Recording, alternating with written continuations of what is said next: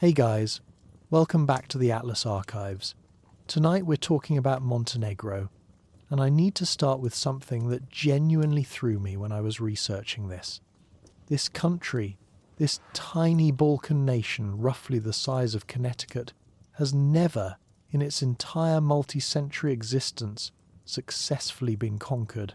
Not by the Ottomans, who spent 400 years trying.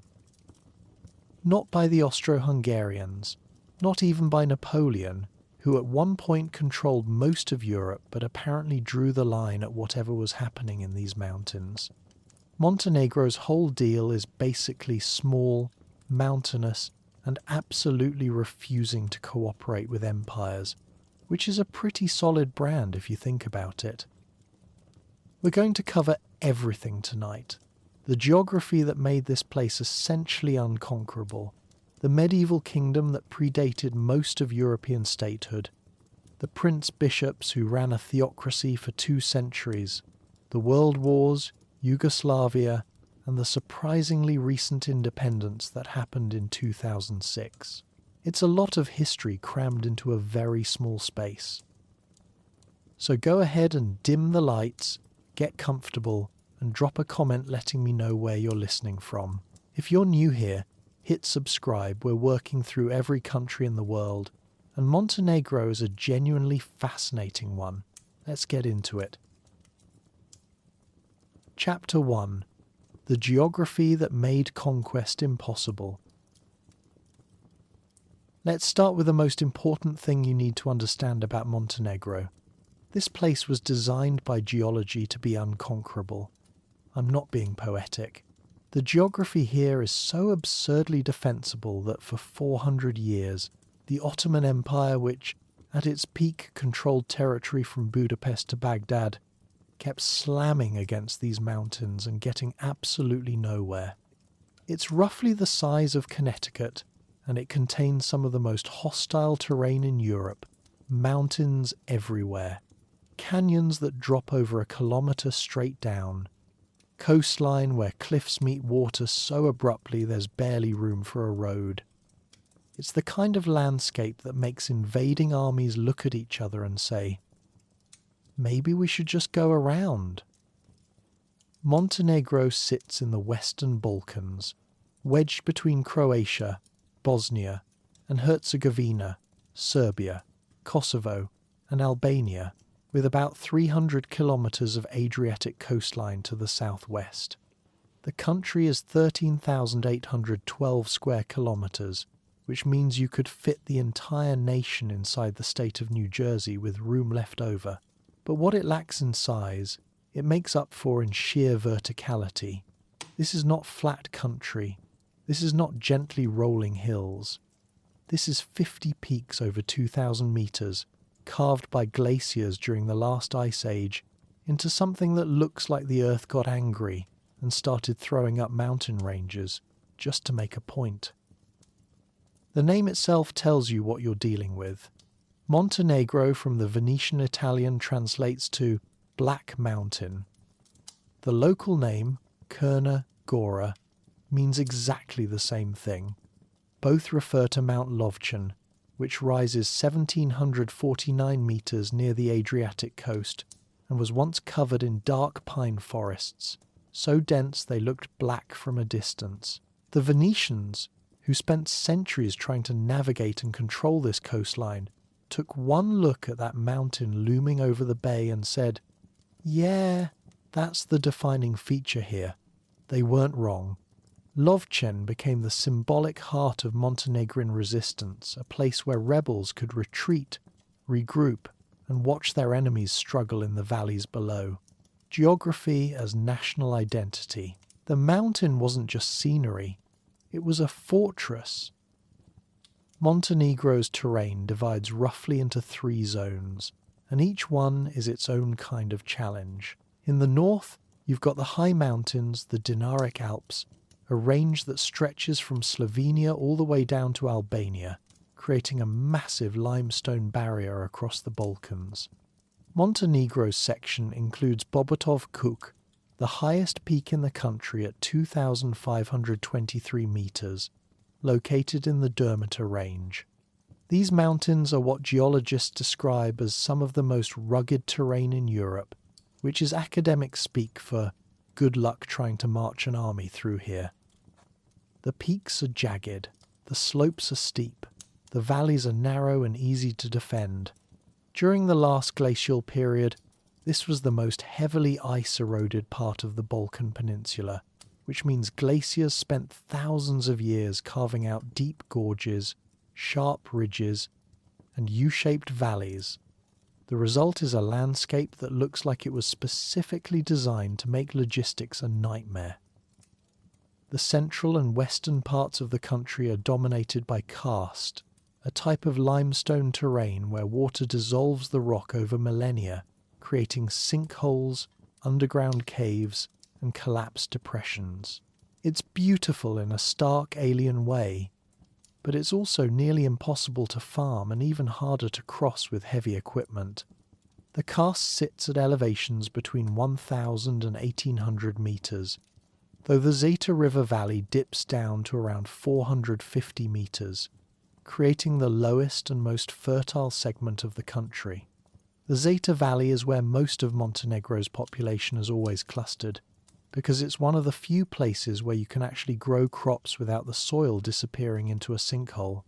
The valley is up to 6 miles wide in some places, and it's been continuously inhabited since ancient times for exactly this reason. Fertile ground, reliable water, a place where you could build something and expect it to still be there in the morning. And then there's the coast. Montenegro's Adriatic coastline runs for 294 kilometers, but calling it a coastline almost undersells how dramatic it is. In the north there's no coastal plain at all. The mountains just end. One moment you're on a mountainside, the next moment you're staring at the sea 1,000 meters below. It's the kind of geography that makes you understand why the ancient Greeks thought the gods lived in places like this. Further south, there's a narrow strip of flat land, maybe 4 kilometers wide at its widest point, where a few cities have managed to squeeze in between the mountains and the water. But even that plain is guarded on the inland side by cliffs and ridges that rise almost vertically.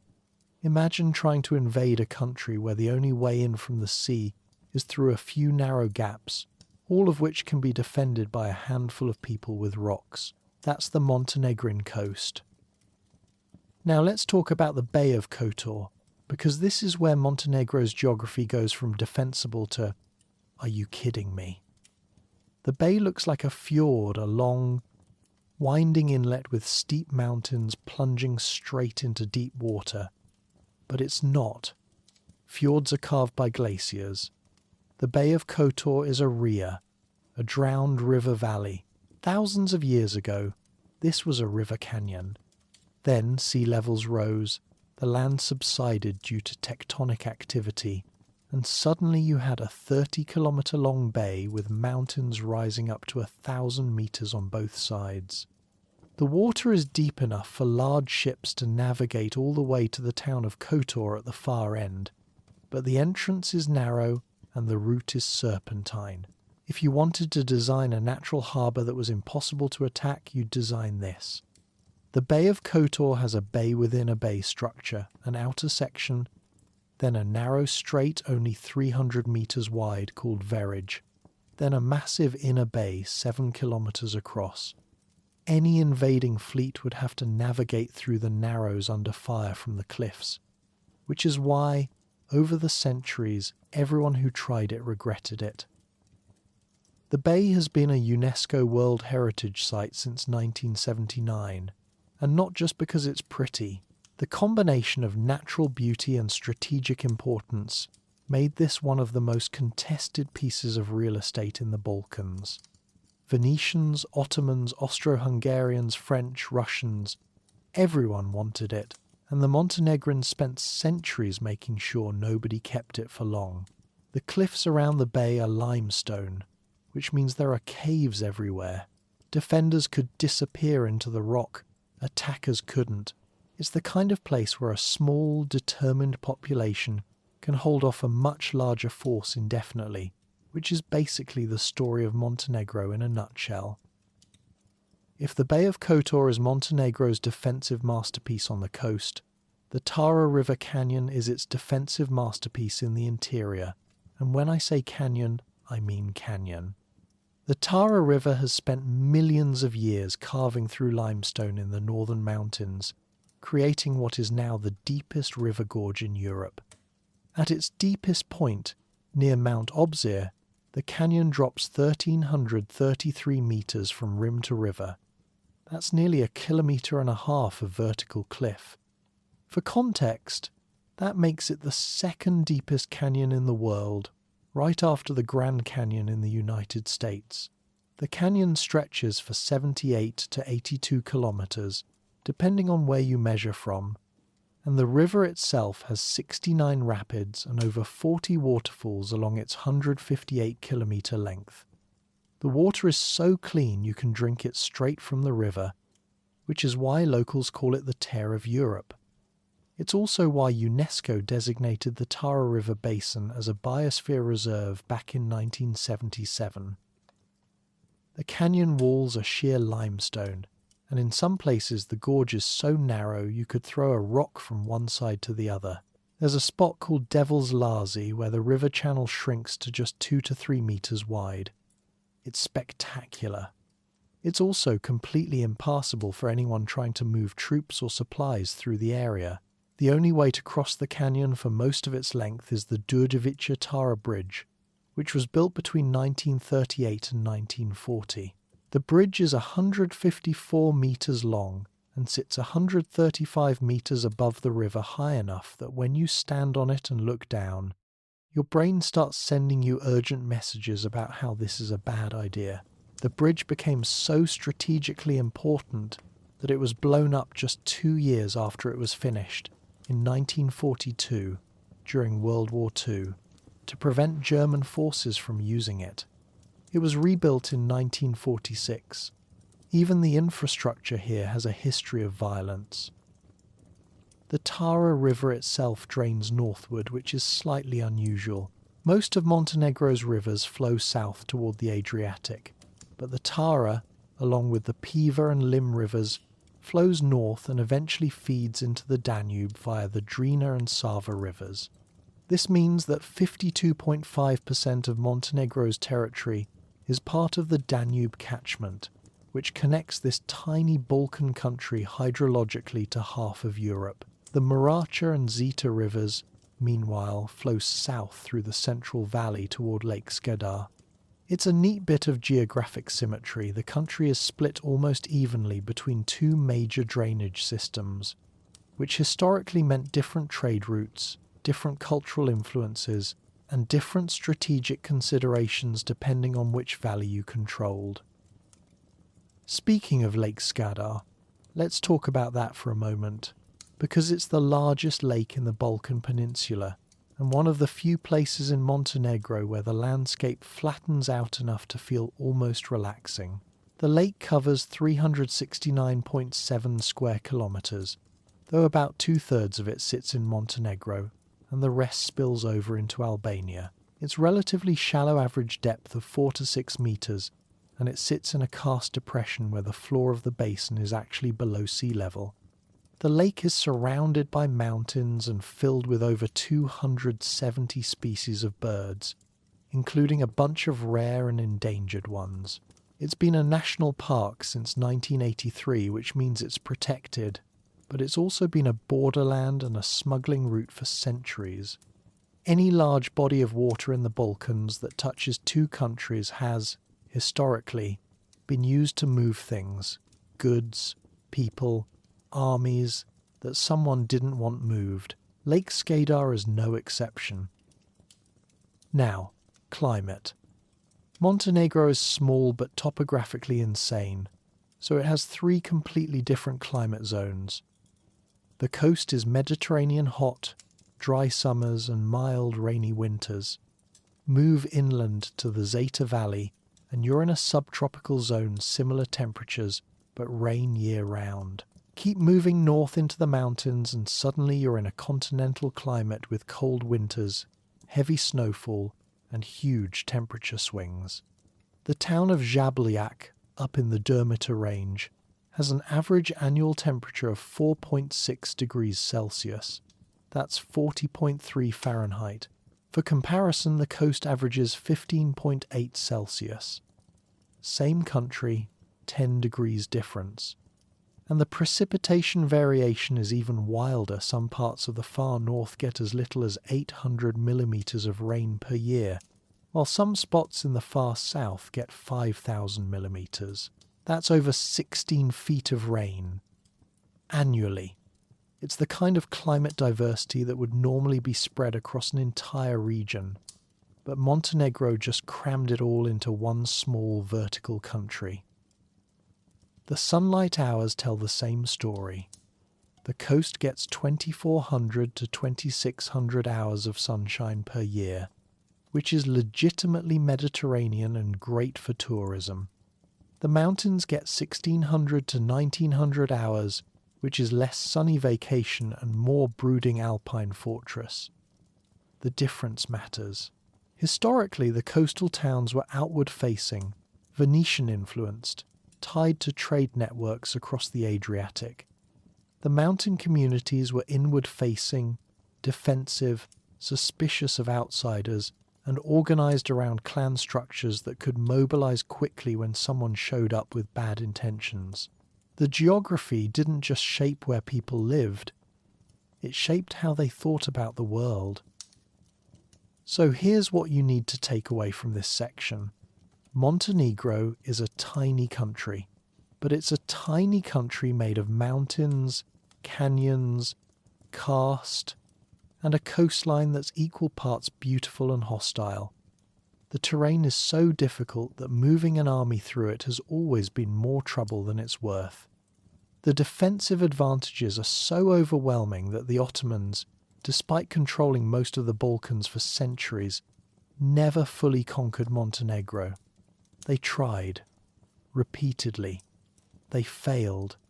The geography didn't just make Montenegro difficult to invade, it made Montenegrin independence possible, because when your country is a giant natural fortress, you don't need a large standing army or a centralized state. You just need enough people willing to retreat into the mountains and wait for the invaders to give up. Which, as we'll see, is exactly what the Montenegrins did. For centuries. Chapter 2. Illyrians, Romans and the birth of Duklja. Before the Slavs arrived in the Balkans, before the Byzantines tried and failed to hold this coastline, before any of the names we recognize today appeared on maps, the territory that would become Montenegro was inhabited by a people called the Illyrians. They were Indo-European speakers.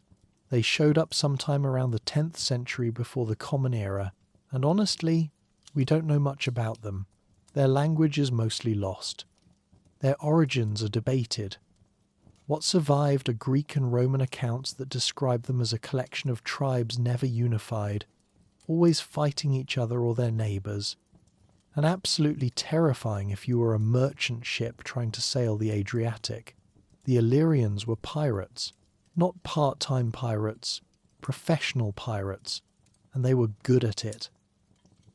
The core territory that Greeks and Romans called Illyria corresponds pretty closely to modern Albania and Montenegro, particularly the coast around the Bay of Kotor and the region surrounding Lake Skadar.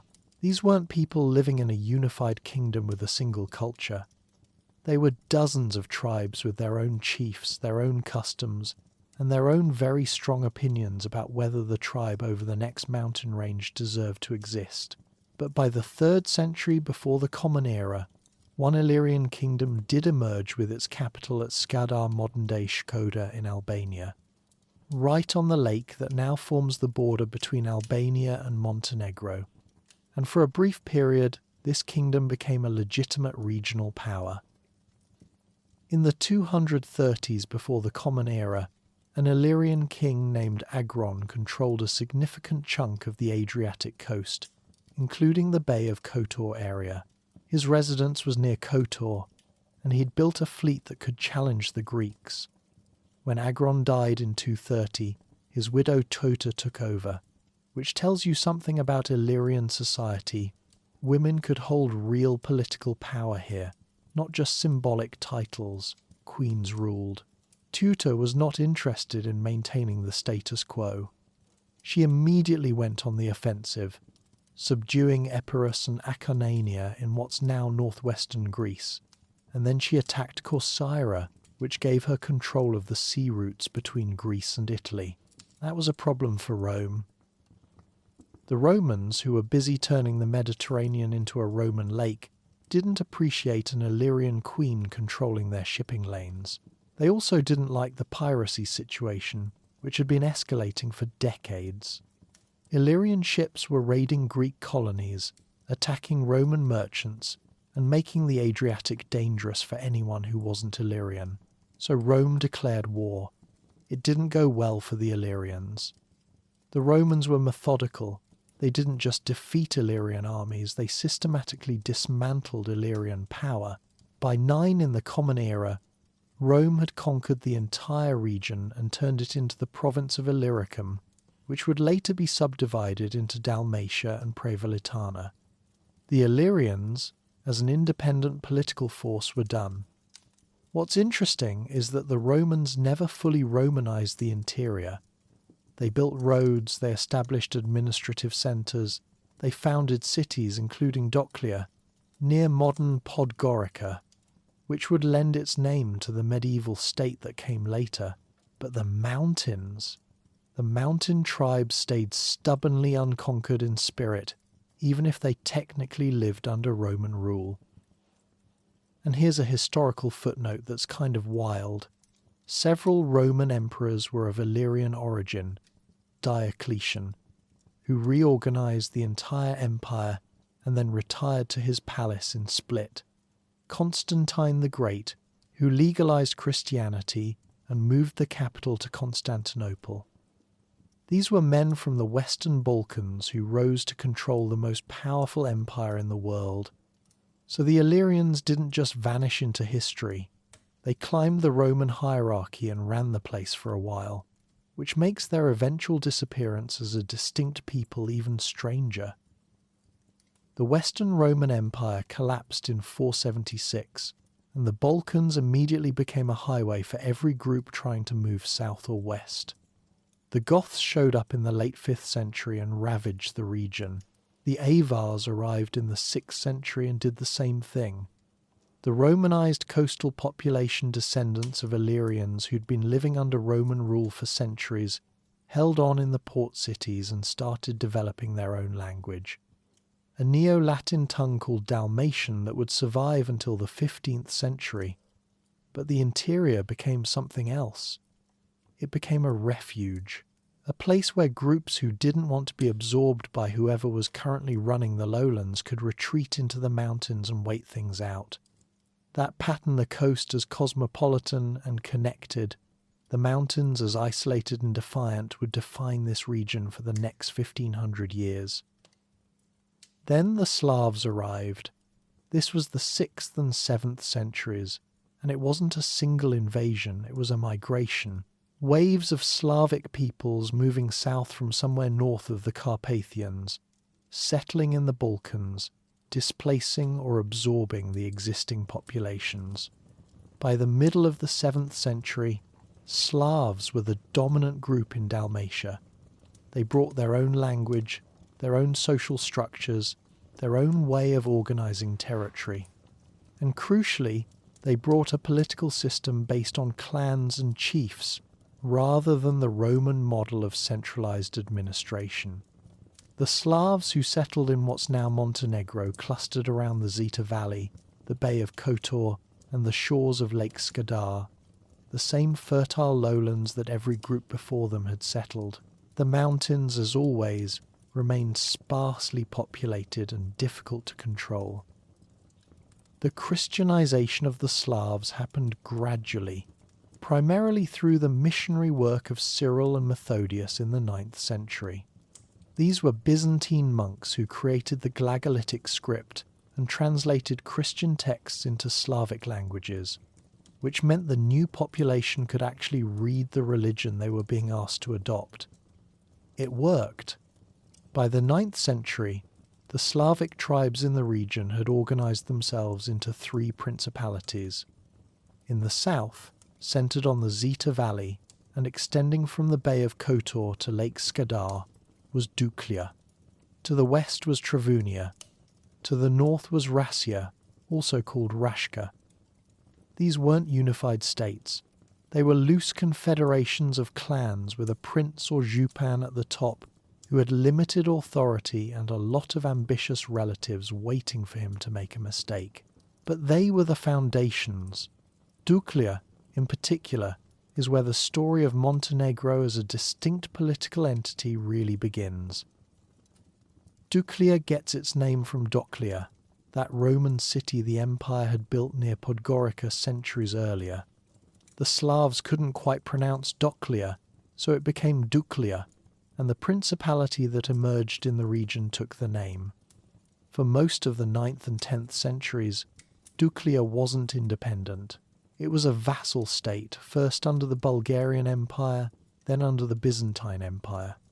The Byzantines, who controlled the eastern Mediterranean and considered themselves the legitimate continuation of Rome, treated Duklja as a frontier province strategically useful, economically marginal, and perpetually rebellious. They appointed local governors, collected taxes when they could, and sent punitive expeditions whenever the locals stopped paying.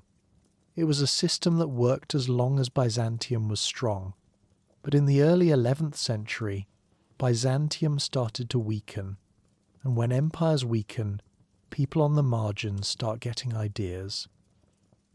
Enter Stefan Vojislav.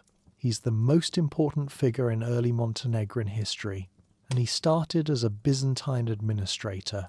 The Byzantines had given him the title of Toparch, a regional governor of the Dalmatian fortresses of Zeta and Ston. He was supposed to keep the locals in line, collect taxes, and report to the strategos in Ragusa. For a while, he did exactly that. Then, in 1034, he led a revolt. It failed. The Byzantines sent troops from Dyrrhachium, captured Vojislav, and dragged him in chains to Constantinople, where he was thrown in prison. That should have been the end of the story. Local governor overreaches, gets captured, dies in a Byzantine dungeon, and the empire appoints someone more compliant. Except Vojislav escaped. We don't know exactly how he got out, but he made it back to Duklja and immediately started organizing another rebellion. This time he was smarter. Instead of facing Byzantine armies in open battle, he retreated into the mountains and launched a guerrilla campaign. The Byzantines sent expeditions. Vojislav ambushed them in the gorges. They sent more troops. He disappeared into the hills, waited for them to leave, and then reclaimed the territory. It's the same strategy that would make Montenegro unconquerable for the next 1,000 years. Use the terrain, exhaust the enemy, make occupation so costly that they give up. And it worked. By 1040, Vojislav had reclaimed most of Duklja and extended his control into the neighbouring regions of Travunia and part of Zahumlje. The Byzantines were not pleased. In 1042, the new emperor Constantine IX decided to crush Vojislav once and for all. He assembled a coalition of Byzantine troops from Dyrrhachium, the Jupan of Rashka, the Ban of Bosnia, and Prince Lutovid of Hum, and sent them to destroy Duklja. It was supposed to be overwhelming force, multiple armies converging on a small mountain principality led by a former administrator. It should have worked. But Vojislav knew the terrain, and he knew how to use it. The battle took place in the mountainous area between Bar and Kamnica, and it happened after midnight, which tells you something about Vojislav's tactical instincts. Before the fighting even started, someone, possibly one of Vojislav's men, infiltrated the Byzantine camp and spread rumours about a massive enemy army waiting in the hills. Panic spread. Then the Duklians attacked. They came down from the mountains slowly, making as much noise as possible, shouting, blowing horns, banging on shields so the Byzantines would think there were thousands of them. The coalition forces were trapped in a narrow valley with no room to manoeuvre, and the Duklajans blocked the only exit. It was a slaughter. The Byzantine army was routed, the coalition collapsed, and Vojislav secured Duklja's independence in a single night. It's one of those battles where everything that could go wrong for the larger, better-equipped force did go wrong. Geography, timing, psychology. Vojislav understood all of it. The Byzantines withdrew, and they didn't come back. Vojislav died the next year, in 1043, and left behind 5 sons and a widow who ruled as regent until the sons were old enough to fight each other for succession. Which they did. Eventually one of those sons, Mihailo, secured control by 1046. Mihailo Vojislavljević turned out to be even more capable than his father. He spent 35 years expanding Duklja, consolidating power, and playing the great powers off against each other. The Byzantine Empire wanted him back as a vassal. The Pope wanted him aligned with Rome. Mihailo took money and titles from both and stayed independent. In 1077, Pope Gregory VII sent him royal insignia, a crown essentially, and gave him the title King of Slavs. Duklja wasn't just a principality anymore. It was a kingdom, a small kingdom geographically isolated, surrounded by larger and more powerful neighbours, but a kingdom nonetheless. And for a few decades it was the most important Serbian state in the Balkans. Mihailo's son Constantine Bodin took the throne in 1081 and pushed Duklja even further. He fought the Byzantines to the south, the Normans to the west, and managed to capture the city of Dyrrhachium, which was a major Adriatic port. He installed vassal rulers in Bosnia and Serbia, which meant that for a brief moment Duklja wasn't just surviving, it was dominating the region. This is the zenith, the peak. The moment when a small mountain kingdom centred on the Zeta Valley controlled a network of vassal states and held its own against empires. It lasted about 20 years. Bodin was eventually defeated by the Byzantines, captured and imprisoned. The vassal states broke away, and Duklja collapsed into the kind of civil war that happens when a strong ruler dies and leaves behind too many relatives with armies. For the next 50 years, Duklja was a mess. Rival claimants fighting each other, Byzantine intervention propping up one faction, then another. The kingdom fragmented, weakened, and eventually got absorbed into the Serbian Grand Principality, ruled by a different dynasty entirely. By the 13th century, people had stopped calling it Duklja and started calling it Zeta, after the river valley that had always been its heartland.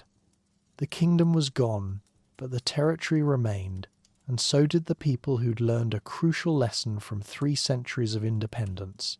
If you hold the mountains and refuse to surrender, you can outlast just about anyone. What's remarkable about this period is the pattern it established. A small state in a defensible position punches above its weight, expands when its neighbours are weak, then collapses due to internal succession disputes, rather than external conquest. Duklja wasn't destroyed by the Byzantines or the Normans or any outside power. It tore itself apart from within, but the territorial core, that stretch of land from the Bay of Kotor through the Zeta Valley to Lake Skadar, remained distinct. The people there remembered being independent. They remembered that their grandfathers had defeated Byzantine armies and crowned kings. That memory doesn't disappear just because the political structure collapses. And that memory would become extremely important in the centuries ahead, because the next group to show up wasn't interested in vassalage or tribute. They wanted complete control. and their name was the Ottoman Empire.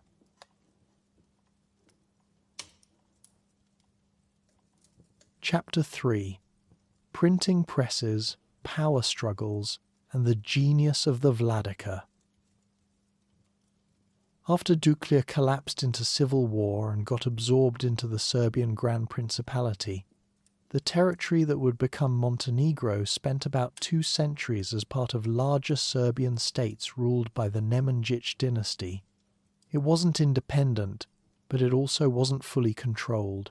The region was still called Zeta after the river valley, and it was still a pain to govern because of the mountains.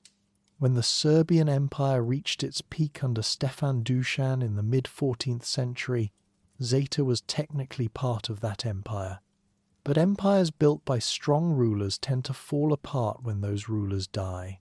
Dušan died in 1355, and within a decade the Serbian Empire had fragmented into a collection of competing lordships, each run by a nobleman who decided he didn't need to answer to anyone anymore. In Zeta, that nobleman was a guy named Balša. Balša wasn't anyone important before Dušan's death. According to later chroniclers, he was a petty nobleman who held exactly 1 village somewhere near Lake Skadar, but when the empire collapsed and nobody was watching, Balša and his 3 sons moved fast. They seized control of Lower Zeta, the coastal strip between Lake Skadar and the Adriatic, by acquiring the lands of a lord named Žarko under circumstances that are politely described as unclear. Then they murdered the voivode who controlled Upper Zeta and took that too. By 1362, the Balšić family controlled most of the territory that had once been Duklja, and they were being acknowledged as the lords of Zeta and the coastlands by what was left of the Serbian imperial administration. It was a remarkably efficient power grab. Step 1. Wait for the emperor to die. Step 2. Kill anyone standing between you and regional dominance. Step 3. Declare yourself a lord and see if anyone objects. Nobody did. The Balšići, that's the family name, ruled Zeta for 65 years, from 1356 to 1421. They were capable, ruthless, and stuck in an impossible position. To the west was Venice, which controlled Adriatic trade and wanted the Bay of Kotor. To the east and south were the Ottomans, steadily conquering the Balkans. To the north was whatever remained of the Serbian state, also falling apart. The Balšići spent decades playing these powers off against each other, switching alliances whenever it seemed advantageous, and somehow staying in power. It's impressive, in a constantly one bad decision away from extinction kind of way. The family's origins are disputed, which is always fun. Medieval Serbian documents refer to them as Arbanas lords, Arbanas being the old term for Albanians. Ragusan archives mention the Albanian customs of the Balša, but they used Slavic for administration. They married into Serbian noble families, and they operated within the Orthodox Christian sphere. Modern scholarship is split. Serbian and Montenegrin historians claim them as Serbian or Slavic. Albanian historians claim them as Albanian. The reality is probably that ethnic categories in the 14th century Balkans were fluid, overlapping, and based more on religion and political allegiance than bloodline. The Balšići were whatever they needed to be to survive. That's not cynicism, that's just how regional politics worked when 3 empires were trying to carve up your neighbourhood. The most notable Balšić rulers were Balša II and Đurađ II. Balša II ruled from 1378 to 1385, fighting everyone, Venice, the Ottomans, expanding south into northern Albania. He died in battle. His successor, Đurađ II, kept fighting, allied with the Serbian despotate, and generally kept Zeta relevant despite being massively outgunned. But the dynasty couldn't last. The Ottomans were getting stronger, Venice more aggressive, and the family was fragmenting. Succession disputes. branch rivalries, cousins backing the Ottomans against the main line. By 1421, the last Balshich ruler Balsha III realised he couldn't hold Zeta against the Ottomans on his own, so he did something pragmatic and kind of heartbreaking. He ceded the entire territory to Serbian despot Stefan Lazarević, hoping a stronger ruler could defend it. Then he died, the Balshich dynasty ended, and Zeta passed into the hands of the Serbian despotate, which itself was about to fall to the Ottomans. The coastal city of Kotor saw which way things were going, and in 1420 voluntarily placed itself under Venetian protection. Venice would control the Bay of Kotor for the next 4 centuries. The rest of Zeta would have a different fate. Enter the Knojevich dynasty. They took power in Zeta around 1431, after the Serbian despotate collapsed and left a power vacuum. The first major ruler was Stefan Knojevich, who consolidated control from 1451 to 1465. Stefan set up his capital at Jabljac Crnojevića, a fortified town in the mountains overlooking the Zeta Valley. He forged an alliance with Venice, which agreed to pay him 500 ducats a year in exchange for military support against the Ottomans. His territory included about 51 municipalities and a population of roughly 30,000 people. That's not large. That's a mid-sized medieval lordship. But Stefan held it together, and when he died, his son Ivan inherited a functioning state. Ivan Knojevich ruled from 1465 to 1490, and his reign was defined by the Ottoman advance. Ivan initially tried fighting Venice. He wanted to capture Kotor and control the entire bay, but he quickly realized the real threat was to the east. The Ottomans were moving through the Balkans methodically, conquering fortresses, installing governors, and integrating territories into their empire. Ivan fought them for years.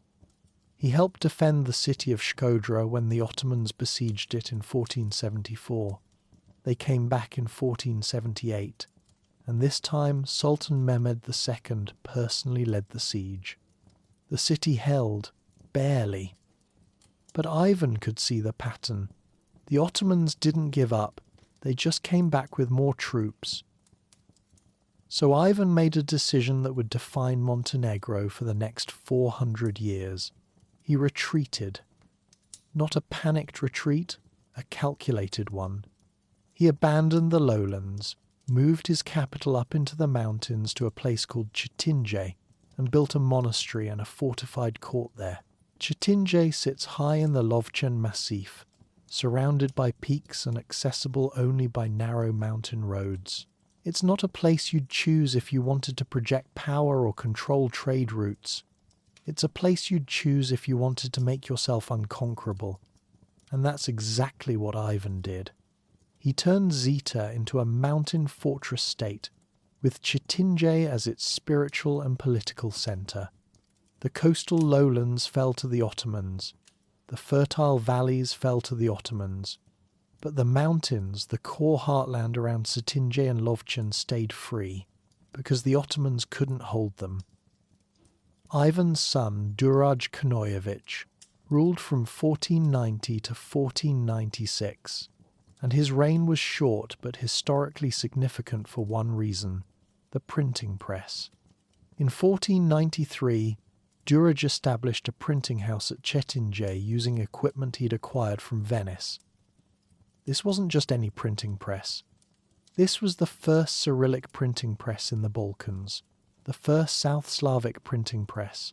Some sources call it the first state-run printing press in the world, which might be overstating things slightly, but the point stands: a tiny mountain principality with 30,000 people and an Ottoman army at its gates somehow managed to set up a printing operation before most of Europe had figured out how to do it. The press was operated by a monk named Hieromonk Makarije and 7 assistants. On the 4th of January, 1494, they completed the first book, the Oktoi Pruvoglasnik, an Orthodox liturgical hymnal. Over the next 2 years, they printed several more religious texts, psalters, gospels, prayer books, all in Cyrillic, all beautifully illustrated with woodcuts and decorated initials. These were high-quality, two-colour books that rivaled anything being produced in Venice or Krakow. The press was a statement. It said, "We are not just surviving up here in the mountains. We have culture, we have learning, we are preserving something worth preserving, and we're doing it while the Ottoman Empire is trying to conquer us." The press closed in 1496, not because it ran out of funding or lost interest, but because Đurađ had to flee. The Ottomans launched another major campaign, and this time Đurađ couldn't hold them off. He abandoned Cetinje, retreated first to his property near Budva on the coast, and then left the country entirely. He ended up in Constantinople, either captured by the Venetians and handed over to the Ottomans, or captured directly by Ottoman forces, depending on which source you believe. Either way, he died in exile. His brother Stefan II tried to hold Zeta but was killed, possibly by Venetian agents, and the youngest brother, Stanisha, made a decision that would have been unthinkable for any previous ruler. He converted to Islam, took the name Skenderbeg, and became the Ottoman-appointed governor of the newly created Sanjak of Montenegro. In 1496, the Ottomans formally conquered Zeta and reorganized it as an Ottoman administrative district. In 1514, it was separated from the Sanjak of Scutari and established as its own province, the Sanjak of Montenegro, with Stanisha Konojević as its first Sanjak Bey. He ruled until 1528 and was, by all accounts, brutal. But here's the thing. The Ottomans didn't really control Montenegro. They controlled the label. They had a governor. They collected tribute from anyone who submitted. But the mountains? The tribes around Cetinje? They stayed independent. Not because they defeated the Ottomans in open battle, but because the Ottomans couldn't occupy terrain that didn't have enough resources to sustain an occupying army. And then, in 1516, something remarkable happened. The last surviving member of the Konojević dynasty, who hadn't converted to Islam, retired to Venice. The dynasty was over. There was no secular ruler, and the clans of Montenegro, the tribal leaders who'd been nominally following the Crnojević, got together and decided to elect the Bishop of Cetinje as their new leader. His name was Vavela, and his title was Vladika, which translates roughly as Prince Bishop. He was both the spiritual head of the Orthodox Church in Montenegro and the political ruler of the territory. This wasn't a temporary measure. This became the system. For the next 180 years, Montenegro would be governed by elected prince bishops who combined religious authority with political and military leadership. This was a stroke of genius. Here's why. Bishops are required to be celibate. They can't have legitimate heirs, so there's no dynastic succession to fight over. Every vladika was elected by the clan leaders, which meant every ruler had to maintain support from the tribes or he'd be replaced. The position was elevated in the eyes of the peasantry because it was tied to the church, which had immense moral authority. And most importantly, it excluded the possibility of compromise with the Ottomans. A secular lord could convert to Islam, accept a governorship, and integrate his territory into the Ottoman system. That's what Stanisha Crnojević did. But a bishop? A bishop can't convert without destroying his entire claim to authority. The vladika system made cooperation with the Ottomans theologically and politically impossible. So Montenegro became a theocracy, a small, poor, landlocked mountain theocracy, with no significant resources, no large army, and no powerful allies. It should have been conquered and absorbed like every other Balkan principality. But it wasn't. The Ottomans invaded repeatedly.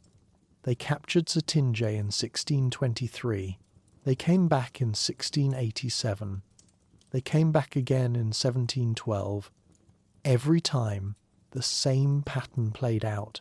The Ottomans would march into the mountains, take the capital, impose tribute on anyone who submitted, and then realize their army was starving because there was nothing up here to feed them. They'd leave a garrison and retreat to the fertile plains of Albania. And the moment they left, the Montenegrins would attack the garrisons, ambush the retreating columns, and reclaim their territory. It's almost comical how consistent this pattern was. The Ottomans had one of the most powerful militaries in the world. They'd conquered Constantinople, they'd reached the gates of Vienna, but they couldn't hold Montenegro, because holding Montenegro required occupying a landscape that actively worked against you. There's a saying that captures it perfectly. A small army is beaten, a large one dies of starvation. The Ottomans learned this lesson over and over again, and apparently never adjusted their strategy.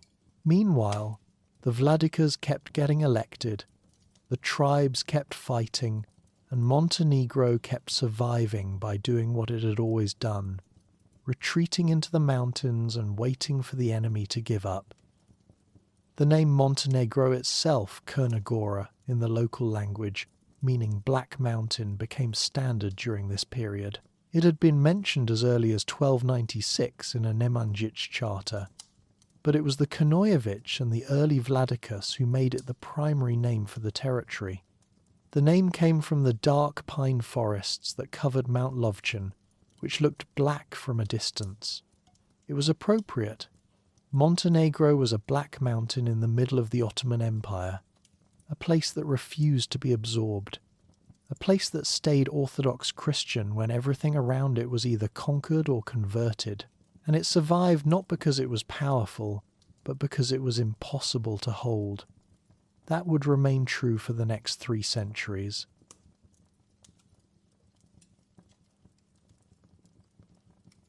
Chapter 4. The Vladika System, Russian Alliances, and the Long Road to Recognition. In 1697, something changed.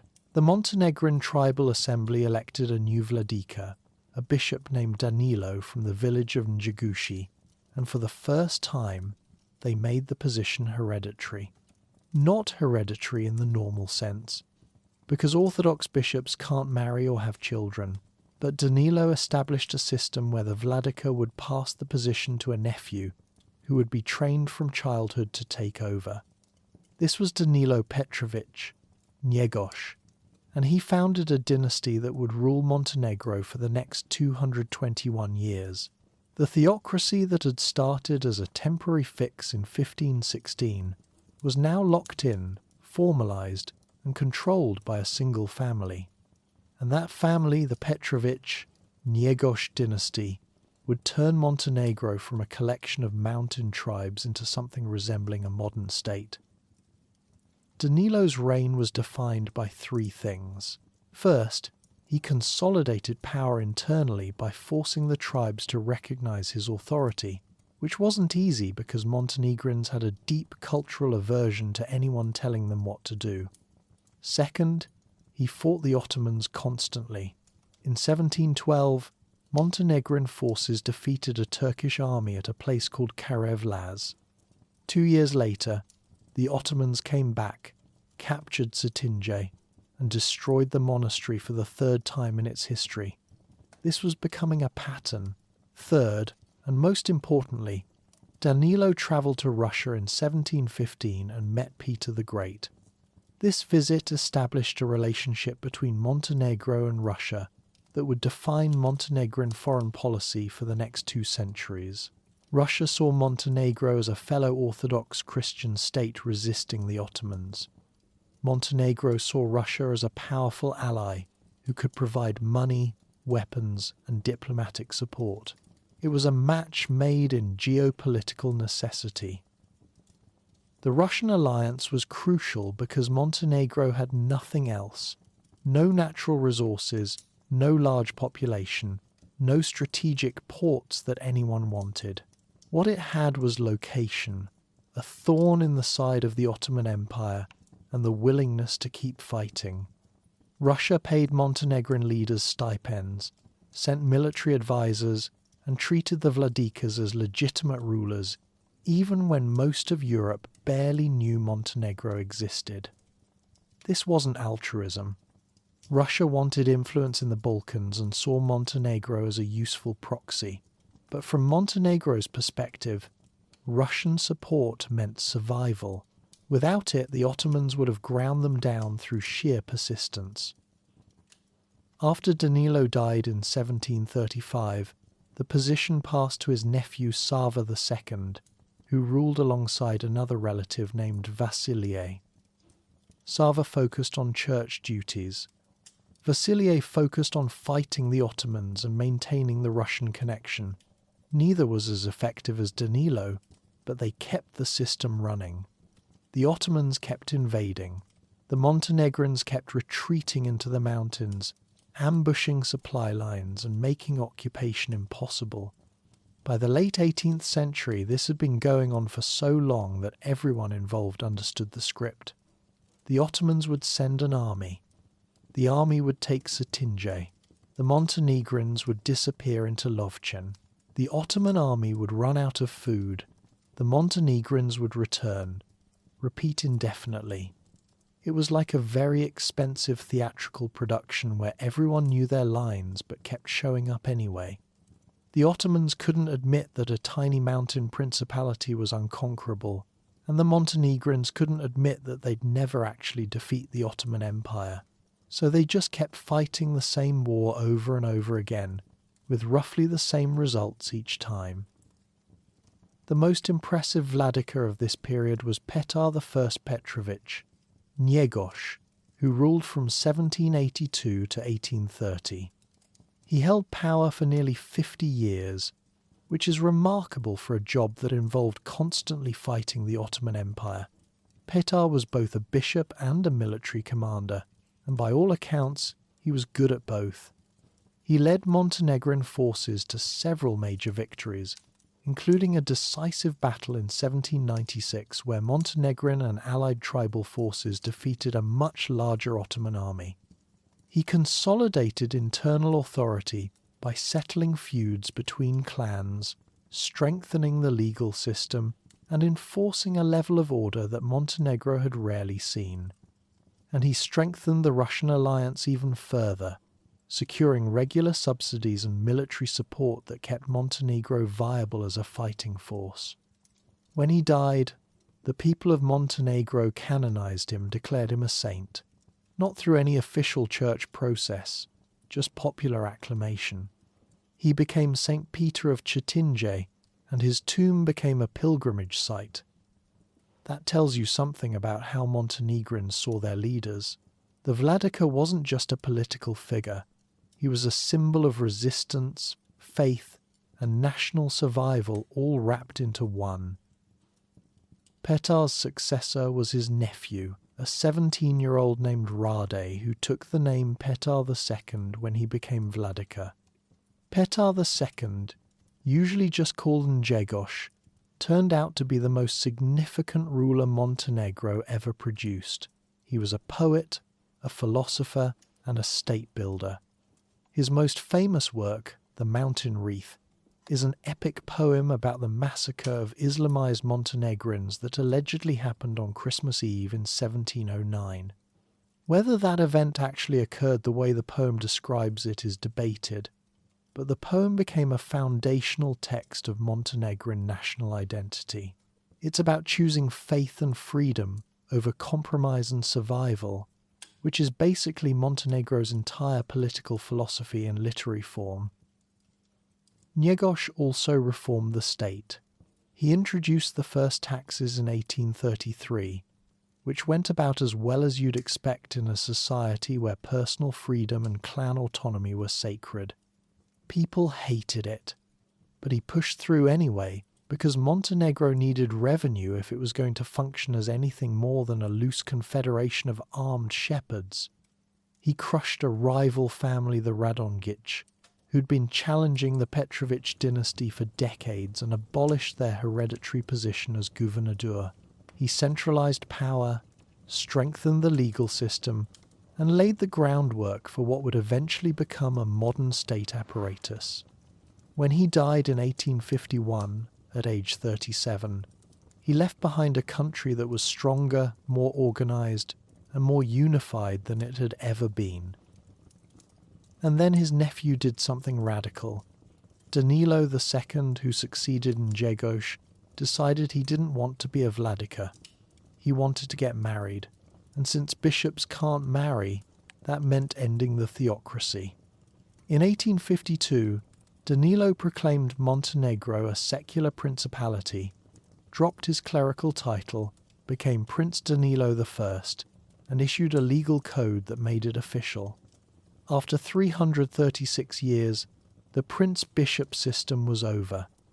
Montenegro was now a principality like any other European state. Danilo ruled for 8 years before he was assassinated in 1860, which is not surprising given how many enemies a reforming autocrat tends to accumulate. His nephew Nicola inherited the throne at age 19 and would rule for the next 58 years. Nicola was a modernizer. He expanded the army with Russian help, training officers and standardizing equipment in a way Montenegro had never managed before. He built roads connecting the interior to the coast, which was both practically useful and symbolically important. It meant Cetinje was no longer completely isolated from the outside world. He opened schools and pushed literacy rates up from nearly zero to something approaching respectable. He reformed the legal code, established a functioning postal system, and generally turned Montenegro into something that looked, from a distance, like a functional 19th century European state. He also fought a series of wars with the Ottoman Empire between 1862 and 1878. These weren't attempts to expand territory so much as efforts to prove that Montenegro was a legitimate player in Balkan politics. And they worked. By the 1870s, Montenegro had an army of about 30,000 men, a functioning bureaucracy, and enough diplomatic clout that the great powers couldn't ignore it anymore. The turning point came in 1878.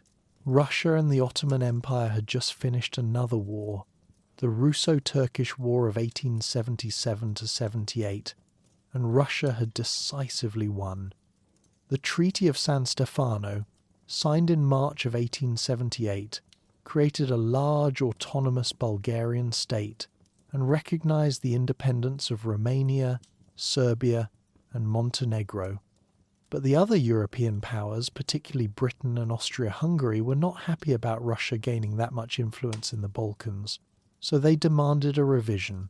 The result was the Congress of Berlin, which convened in June of 1878 under the chairmanship of German Chancellor Otto von Bismarck.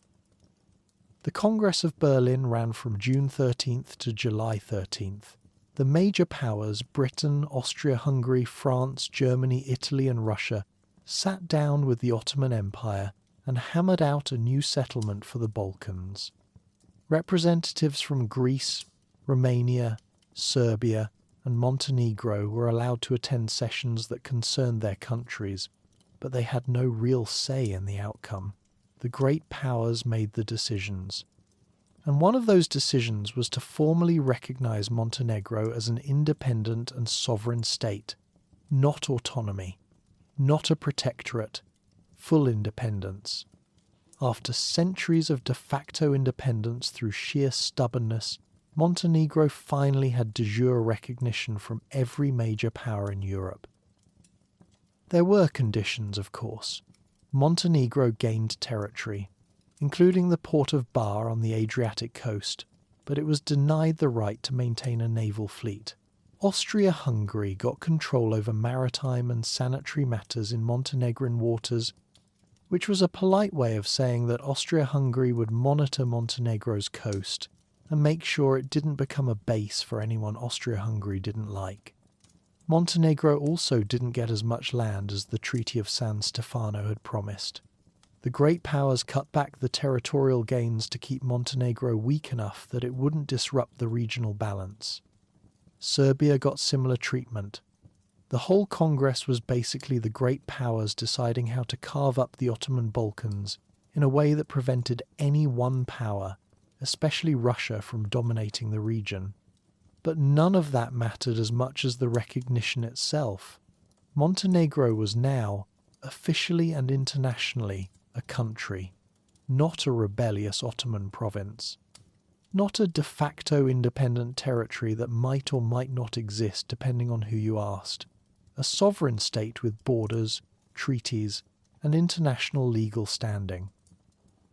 Nikola spent the next 3 decades consolidating that status. He visited foreign capitals. He married his daughters into European royal families, earning himself the nickname the father-in-law of Europe. He modernized the army with Russian help.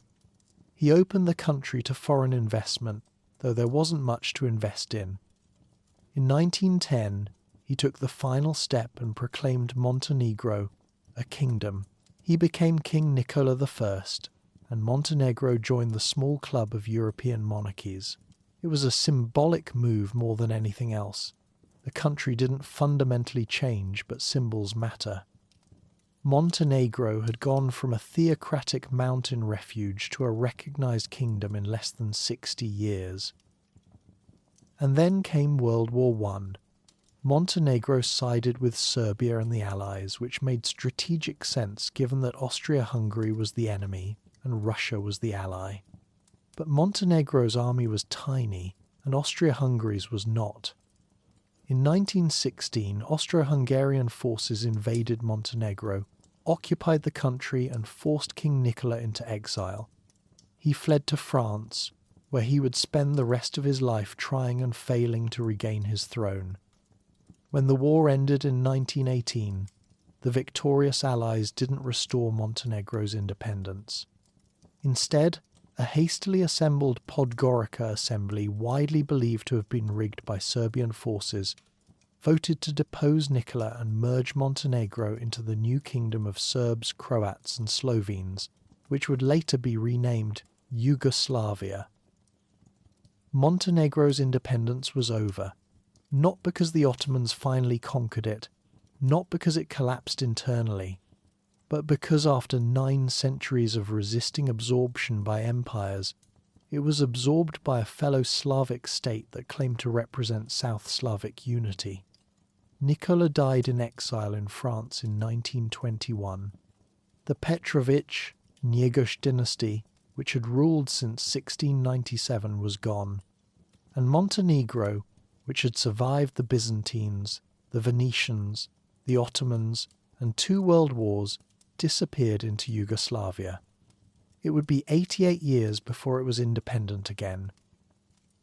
What's remarkable about this entire period, from 1697 to 1918, is the consistency of the strategy.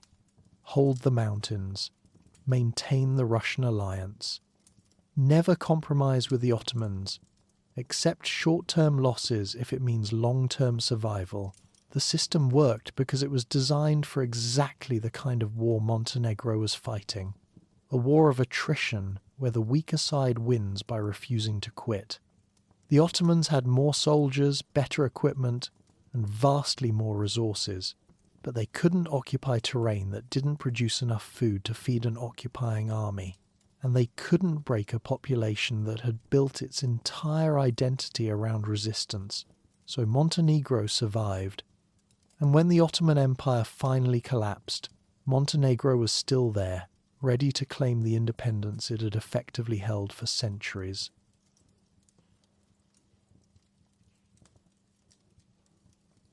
Chapter 5. Life in Yugoslavia.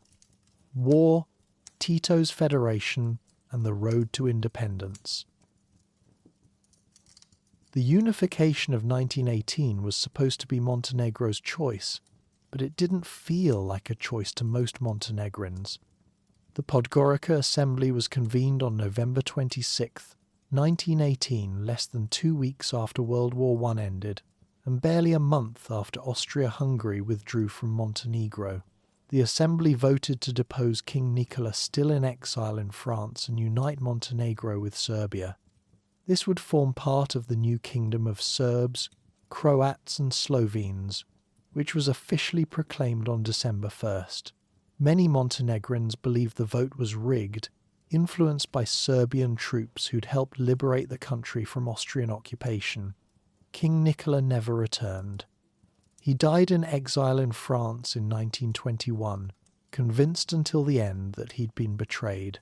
A month after the assembly vote, pro-royalist Montenegrins staged the Christmas uprising, trying to restore the monarchy and reverse the unification. It was crushed within weeks. Montenegro became a part of Yugoslavia, and for most Montenegrins that meant being absorbed into a state dominated by Serbia.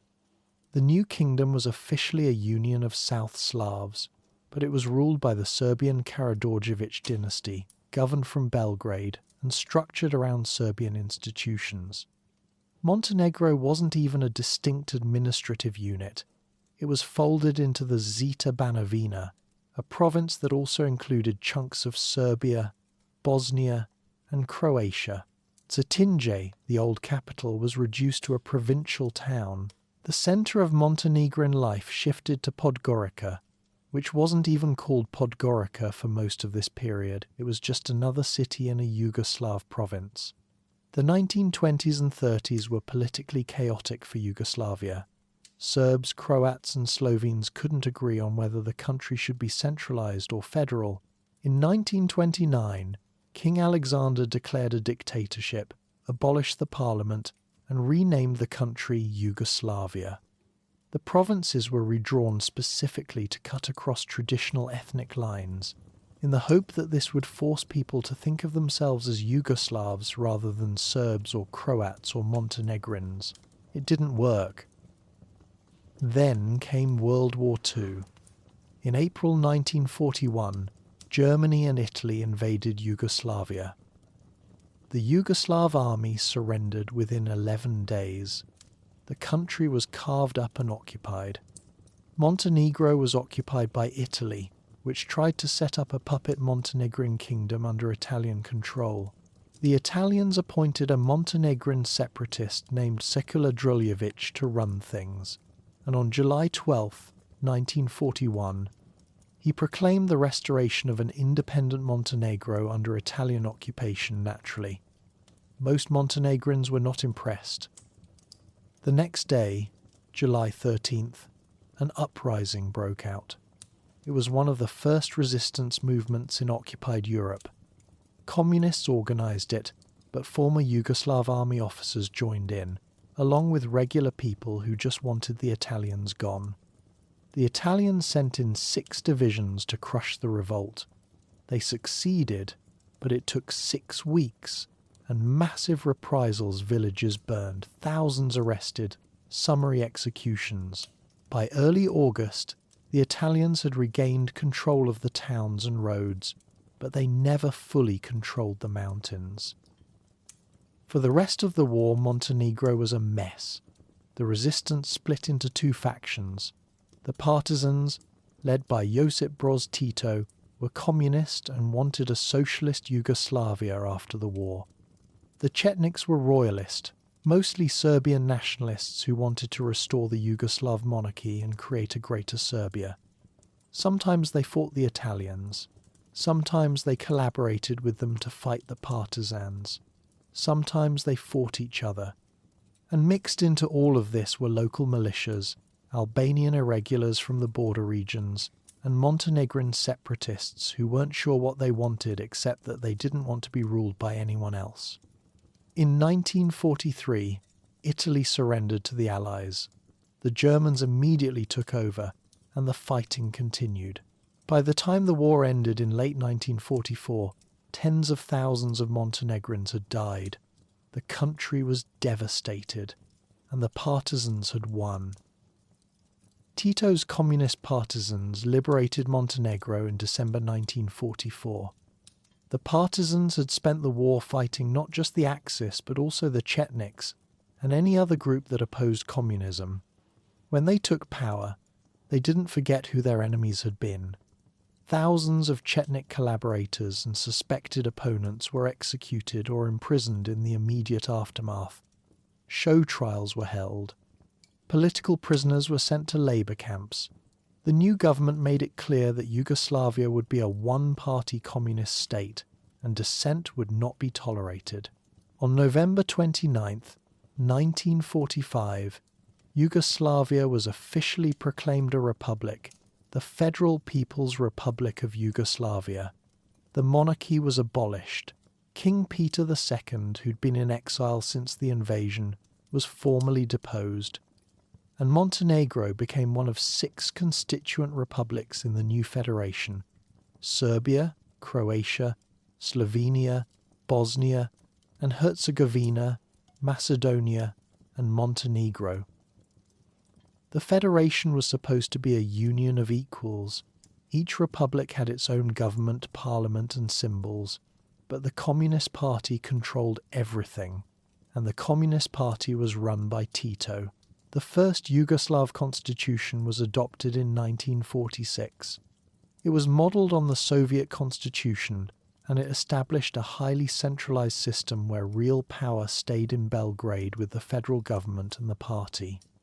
Montenegro was nominally a republic, but it was the smallest and least developed. Its economy was mostly agricultural. Its population was around 400,000. It had little political weight. Podgorica was renamed Titograd in 1946, in honour of Tito.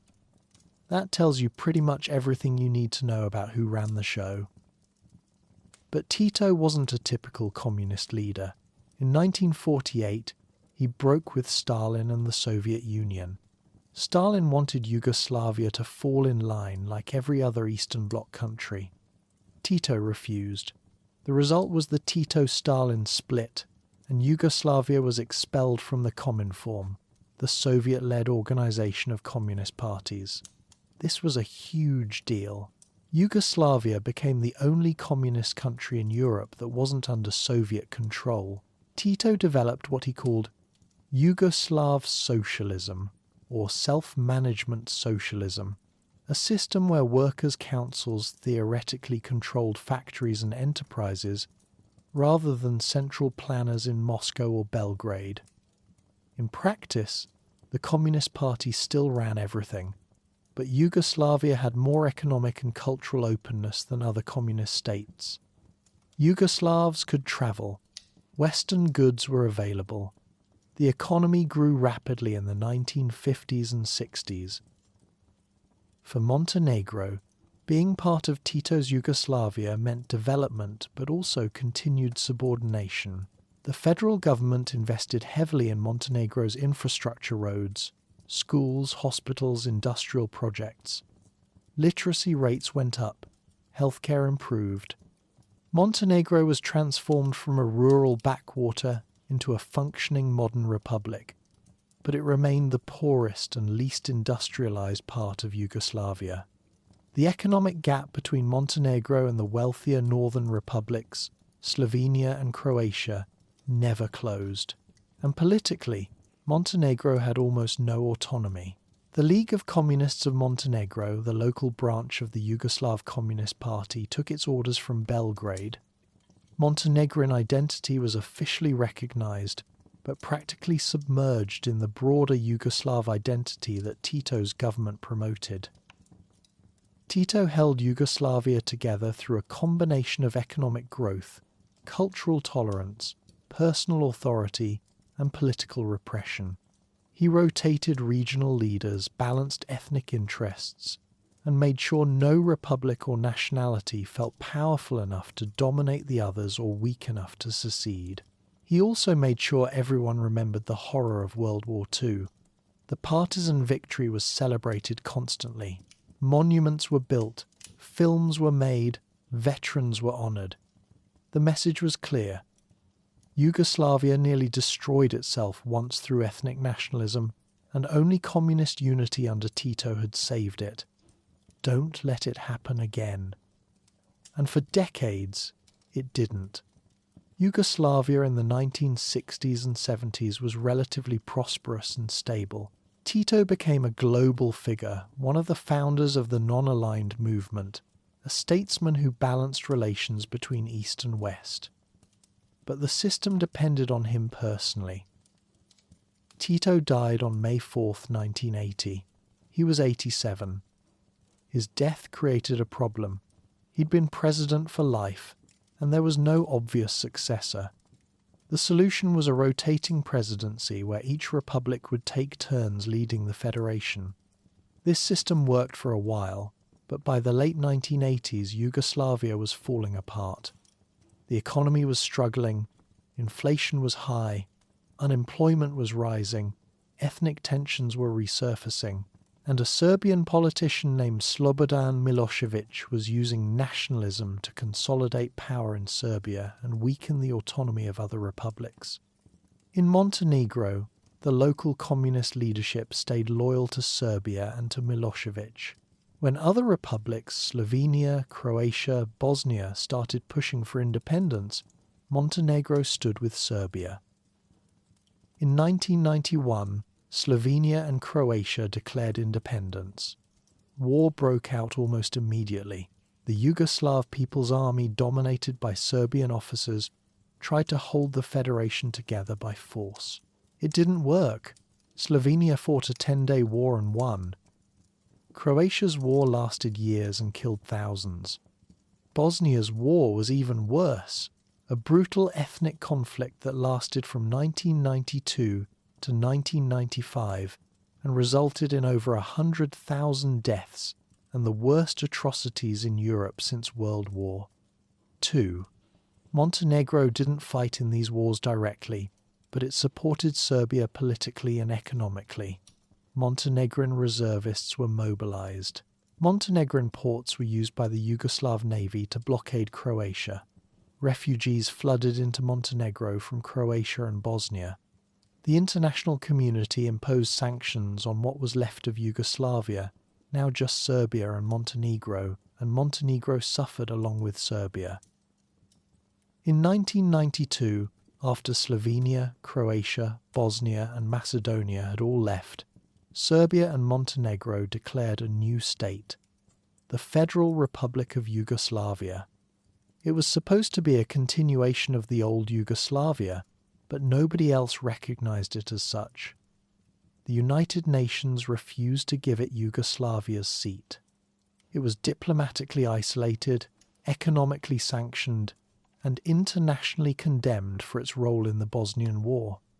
Montenegro's leadership, still loyal to Serbia, supported the new federation, but by the mid-1990s, cracks were starting to show. Montenegrin politicians began questioning whether staying tied to Serbia and to Milošević's increasingly nationalist and authoritarian government was in Montenegro's interest. The turning point came in 1997 when Milo Đukanović, then Prime Minister of Montenegro, broke with Milošević. Đukanović had been a Milošević ally, but he saw which way the wind was blowing. International sanctions were destroying Montenegro's economy. Milošević's wars had failed, and the democratic opposition in Serbia was growing stronger. Đukanović started distancing Montenegro from Belgrade, pursuing independent foreign policy and talking about Montenegrin sovereignty. He won re-election in 1998 on a platform of reform and autonomy. By the late 1990s, Montenegro was effectively running its own affairs, even though it was still formally part of Yugoslavia. In 1999, during the Kosovo War, Montenegro stayed neutral and refused to participate in Serbia's conflict with NATO. Đukanović openly opposed Milošević. Montenegro became a safe haven for Serbian dissidents. After Milošević was overthrown in 2000, the new Serbian government and Montenegrin leaders tried to figure out what to do with the federation. Nobody wanted to stay in the Federal Republic of Yugoslavia as it was, but Serbia and Montenegro couldn't immediately agree on what should replace it. Under pressure from the European Union, which didn't want more Balkan instability, they negotiated a compromise. In 2003, the Federal Republic of Yugoslavia was officially dissolved and replaced by a new entity, the State Union of Serbia and Montenegro. It was barely a state at all. Serbia and Montenegro had separate currencies, separate customs, separate foreign policies. They shared almost nothing except a name and a weak federal government that nobody paid attention to. The agreement included a provision that after 3 years, either republic could hold a referendum on independence. Montenegro held that referendum on May 21st, 2006. The question was simple. Should Montenegro be an independent state? The campaign was bitter. Pro-independence forces, led by Đukanović, argued that Montenegro had always been distinct, that it deserved its own sovereignty, and that staying tied to Serbia meant staying tied to a troubled past. Pro-Union forces argued that Montenegro was too small to survive on its own, that Serbs and Montenegrins were essentially the same people, and that splitting would be a betrayal of shared history. The European Union set a high threshold. 55% approval was required for independence to pass. Not a simple majority. 55%.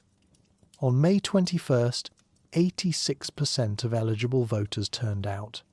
When the votes were counted, 55.5% voted for independence. Montenegro had cleared the threshold by exactly 0.5%. On June 3rd, 2006, Montenegro's parliament formally declared independence. Serbia recognized it 2 days later. The international community followed quickly. The United States, Russia, the European Union, and Montenegro's neighbours all recognized the new state within weeks. After 88 years in various forms of Yugoslavia, Montenegro was independent again, not through war, not through revolution, through a referendum where the margin of victory was barely larger than the margin of error. And just like that, the last remnant of Yugoslavia was gone.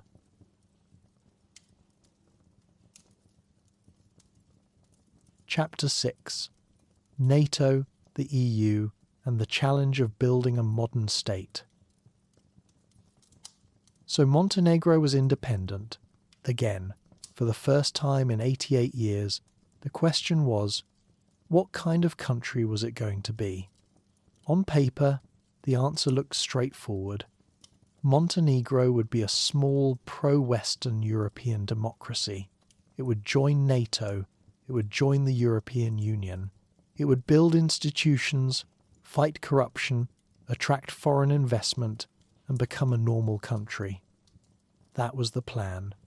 And for a while, especially in the first few years after independence, it looked like the plan was working. The economy boomed. Annual growth rates exceeded 6% between 2006 and 2008. Tourism exploded. Visitor numbers doubled, then tripled. Foreign investors, especially Russians, poured money into real estate along the coast. Luxury hotels went up, marinas expanded, Podgorica and the coastal cities modernized. The country joined the United Nations in 2006. It joined the World Bank. It joined the International Monetary Fund. It was recognized by every major power. And most importantly, it stayed on the path toward Euro-Atlantic integration. Then the global financial crisis hit in 2009, and the economy contracted by roughly the same percentage it had grown. But by that point, Montenegro had established itself as an independent state with functioning institutions and international recognition. NATO was the priority.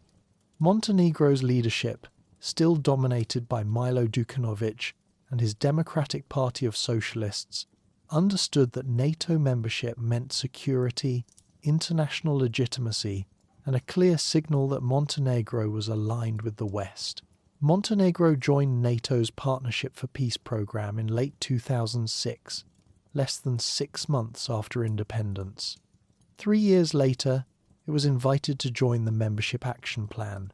which is the formal process for countries preparing for NATO membership.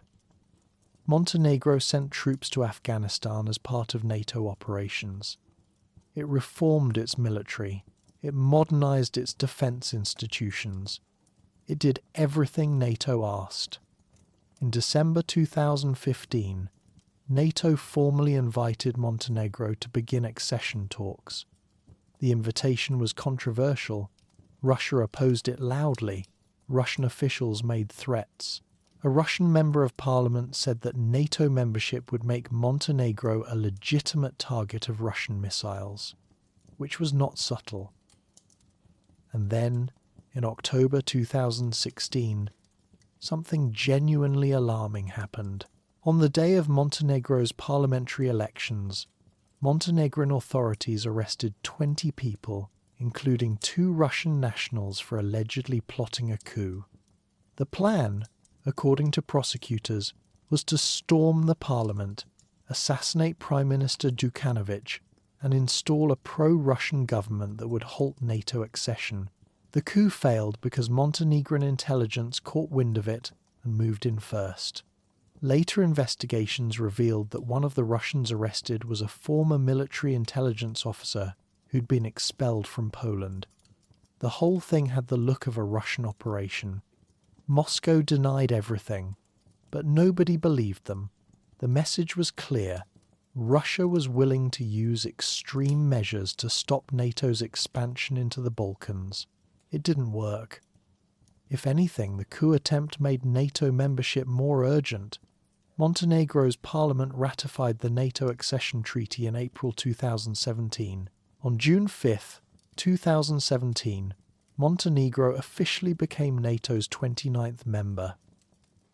For a country of 620,000 people with a military of about 2,000 active soldiers, NATO membership was symbolic more than practical.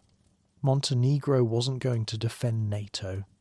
NATO was going to defend Montenegro, but the symbolism mattered. It meant Montenegro had chosen a side. It meant the country was no longer in Russia's sphere of influence. And it meant that any future conflict in the Balkans would involve NATO from the start. It also completed NATO's control of the Adriatic coast. With Montenegro in, every country on the Adriatic except Albania, which had joined in 2009, was a NATO member. The alliance had locked down the northern Mediterranean. Geopolitically, Montenegro's NATO membership was a bigger deal than its size suggested. The European Union was next. Montenegro had signed a stabilization and association agreement with the EU in 2010, which is the first step in the accession process. In 2012, it became the first Western Balkan country to start formal EU accession negotiations. This was presented as a major achievement. Montenegro was ahead of Serbia, ahead of Bosnia, ahead of Albania. It was the front-runner. EU officials praised Montenegro's progress. The country opened negotiation chapters. The EU breaks down accession into 35 separate policy areas called chapters, and each one has to be negotiated and closed individually. By the early 2020s, Montenegro had opened 31 of the 35 chapters. It had provisionally closed 3. On paper, it looked like Montenegro was well on its way to EU membership. But there was a problem. The EU kept pointing to the same issues: rule of law, judicial independence, corruption, and organised crime. These are the hardest things to fix because they're not technical problems, they're structural. And in Montenegro's case, they were deeply tied to the way the country had been governed since independence, and frankly since well before independence. Because here's the thing about Montenegro's democratic transition: it wasn't really a transition.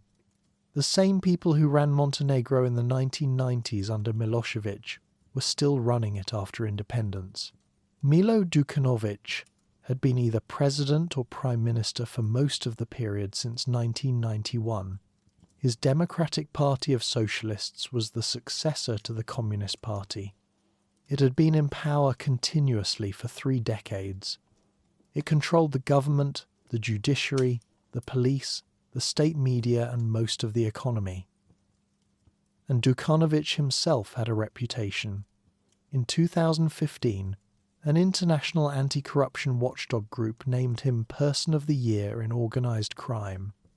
The citation called it a Lifetime Achievement Award and noted that nobody outside of Putin has run a state that relies so heavily on corruption, organized crime, and dirty politics.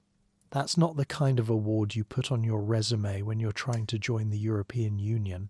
The accusations against Đukanović and his inner circle were extensive. Cigarette smuggling in the 1990s, money laundering through state banks, privatization schemes where state-owned companies were sold to cronies, looted, and then declared bankrupt, election fraud, vote buying, attacks on journalists who investigated corruption. One journalist was assassinated in 2004, another survived a car bomb in 2013. Investigative reporters were arrested on trumped-up charges. It was a long list. The European Union knew all of this. International organizations documented it. NGOs reported on it. Opposition politicians screamed about it. But for years, Western governments tolerated it because Đukanović was pro-Western, pro-NATO, and kept Montenegro stable. The calculation was that having a corrupt ally was better than having an unstable country that might fall into Russia's orbit, so Đukanović got a pass. He played the game brilliantly. He positioned himself as the guarantor of Montenegro's European future. He said the right things about democracy and reform. He cracked down just enough on organized crime to show progress without actually dismantling the networks, and he stayed in power.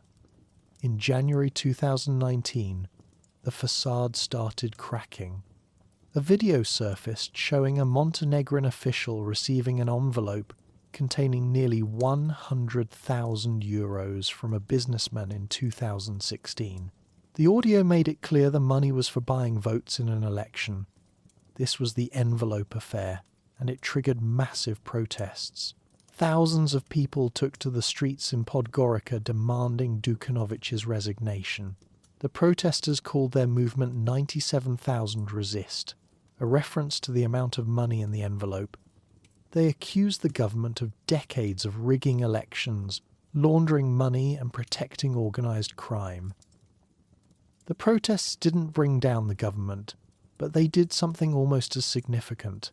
They showed that Montenegrins were tired of the system, and in August 2020, that frustration translated into votes. Montenegro held parliamentary elections, and for the first time since independence, for the first time in 3 decades, the Democratic Party of Socialists lost its majority. An opposition coalition won enough seats to form a government. It was a fractious coalition ranging from Serbian nationalists to green civic parties, united mostly by the fact that they weren't Đukanović. In December 2020, Montenegro got its first government in 30 years that wasn't controlled by the Democratic Party of Socialists. Đukanović remained president, but his party was out of power. It was Montenegro's first democratic transition ever. Not just since independence, in the country's entire history. The new government promised to fight corruption, reform the judiciary, and continue Montenegro's path toward the EU. It's been a mixed record. The government has been unstable coalition partners bickering, disagreements over everything from church property laws to relations with Serbia. Some analysts worry that the new government is too close to Serbia and Russia. Others argue that any government is better than 30 years of Đukanović's kleptocracy. The corruption investigations have been inconsistent. Some high-profile cases have moved forward, others have stalled. Organised crime hasn't disappeared, and the fundamental challenge remains. building functioning institutions in a country where institutions have been captured by political elites for decades. It's not a problem you solve in a year or two. It's generational. Meanwhile, EU accession has slowed. The EU has made it clear that Montenegro won't join until it demonstrates real progress on rule of law and corruption. That means actual convictions of high-level officials. That means independent courts. That means a free press that can investigate without fear. That means dismantling the networks that have controlled the country for 30 years. Montenegro is still a candidate. It's still negotiating. But nobody's predicting when or if it will actually join the EU. The optimistic timeline is maybe a decade. The pessimistic timeline is never. And Montenegro's not alone in this. Serbia, Bosnia, North Macedonia, Albania, Kosovo, they're all stuck in the same waiting room, trying to meet standards that keep moving. What Montenegro does have is tourism. The coast is beautiful. Kotor Bay is stunning. The old towns are picturesque. The beaches are decent. And for a certain kind of tourist, mostly European, increasingly wealthy Montenegro is an attractive destination. Tourism accounts for about 20% of GDP. Real estate development has exploded, especially along the coast. Russians bought up property until Western sanctions after the invasion of Ukraine made that harder. Now it's mostly Europeans and Gulf Arabs. The interior is less developed.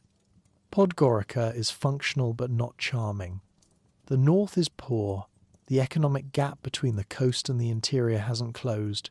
Youth unemployment is high. Brain drain is a problem. Young, educated Montenegrins leave for better opportunities elsewhere.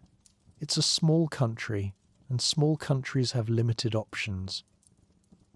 And then there's the identity question. Montenegro has always been caught between competing narratives. Is it a distinct nation with its own history and identity, or is it just Serbia by another name? The 2006 referendum settled the political question. Montenegro is an independent state, but it didn't settle the cultural one. Roughly a third of Montenegro's population identifies as ethnically Serbian. The Serbian Orthodox Church is powerful. The Montenegrin language is essentially the same as Serbian, with minor differences that linguists argue about. In 2010, the government published a Montenegrin grammar and declared Montenegrin the official language. This annoyed people who think Montenegrin and Serbian are the same language, and that declaring otherwise is artificial nationalism. It pleased people who think Montenegro needs its own distinct identity to justify its independence. The debate continues. Relations with Serbia are complicated. They're neighbours. They share history, culture, language, and family ties. But Montenegro recognised Kosovo's independence in 2008, which Serbia considers a betrayal. Trade between the two countries is significant, but political relations have been tense, especially during Đukanović's tenure. The new government has tried to improve things, but the underlying tensions remain. Some Montenegrins see Serbia as a threat to their independence. Some Montenegrins see Serbia as a natural ally and partner. Both groups live in the same small country, and neither is going away. So, where does that leave Montenegro? It's an independent country. It's a NATO member. It's an EU candidate that may or may not ever join. It's a place where ancient history and modern corruption exist side by side. It's a country that survived the Byzantines, the Ottomans and Yugoslavia, only to face the challenge of building functioning institutions in the 21st century. It's one of the smallest countries in Europe with one of the longest and most stubborn histories. And if there's one thing Montenegro has proven over the past millennium, it's that size doesn't determine survival. Refusal to quit does. Montenegro's been independent for less than 20 years this time around. Whether it can build something lasting, something more than just a corrupt NATO member on the Adriatic coast, is still an open question. But then again, Montenegro's been an open question for most of its existence, and somehow it keeps finding answers